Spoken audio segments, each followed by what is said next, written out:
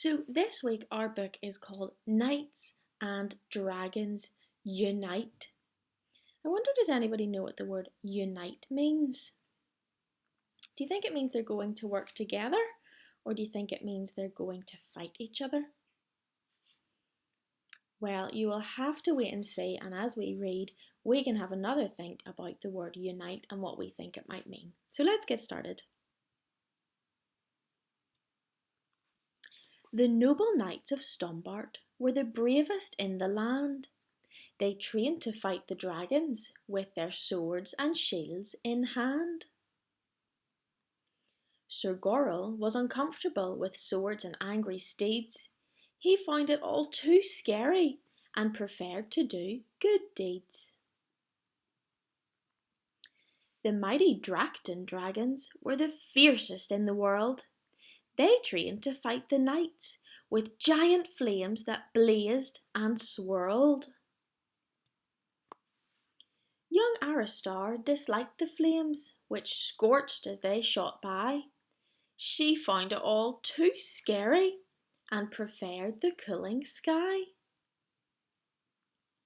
One morning, while the knights were all training for a fight, Sir Gorrel slipped away towards the woods and out of sight.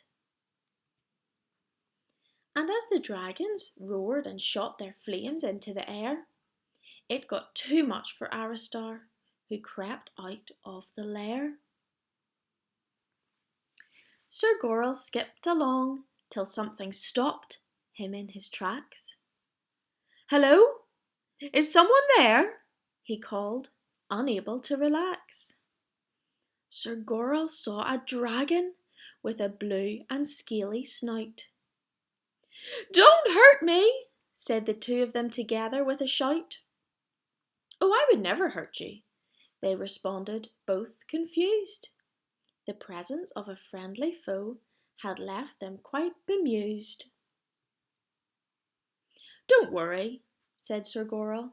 "I'm just keeping out of the way, as fighting makes me nervous and they're practicing today." Look at all the fun things that Sir Gorrel and Aristar are doing together. They're becoming friends, aren't they? "Me too," responded Aristar. "I find the flames too hot. I hate the fact that dragons have to breathe them such a lot. If only we weren't enemies, we wouldn't need to fight. And maybe if we worked together, things would be all right." Then suddenly, Sir Gorrel turned to Aristar and said, "Forget this silly training. Let's put on a show instead." They put their heads together and devised a cunning scheme to join the knights and dragons into one united team. There's that word unite again. What do you think it means? It means that they're going to unite in a team and they'll become a team. They're going to work together. Let's keep reading. They laughed and worked all afternoon with growing hopeful grins. This plan could bring a peaceful truce where everybody wins. They headed for the castle where the knights all gazed in shock. "How did you catch a dragon?" asked the biggest knight, Sir Jock. "I didn't," said Sir Gorrel. "She's not scary, she's my friend. We've come up with a plan to bring our squabbles to an end." Then Aristar took flight, and as she did, their plan was clear. The banner flew behind them, and Sir Gorrel gave a cheer. The message in the sky said, "Knights and dragons all unite. Join forces for a friendship building talent show tonight." They headed next to Dracton Lair to show off their new plan. The dragons shouted, "Aristar, how did you catch this man?" "I didn't," she responded. "He's not scary, he's my friend. We've come up with a plan to bring our squabbles to an end." Then Aristar flew back towards the village from the wood and headed for the castle where the great arena stood. They worked until the sun went down and left a dusky glow, preparing all the things they'd need for putting on a show. The knights back at the castle huddled tightly in a scrum. A show seemed odd to many, but it did appeal to some. "I do quite like to juggle," said Sir Thea with a smirk. "And I've been known to dance a wicked rumba," said Sir Kirk. The dragons back at Dracton were all huddled in a scrum. A show seemed odd to many, but it did appeal to some. "I am quite good at singing," Ruxley mentioned, feeling shy.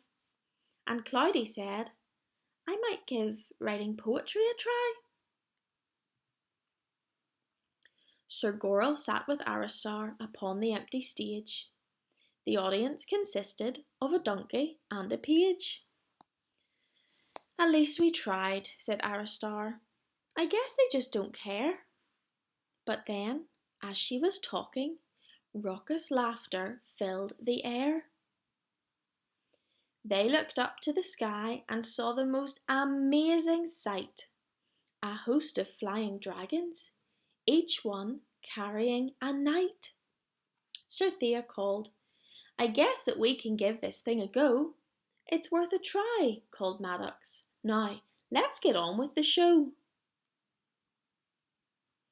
The audience were captured by the a cappella squires, and Maddox and Sir Trundlefoot did somersaults on wires.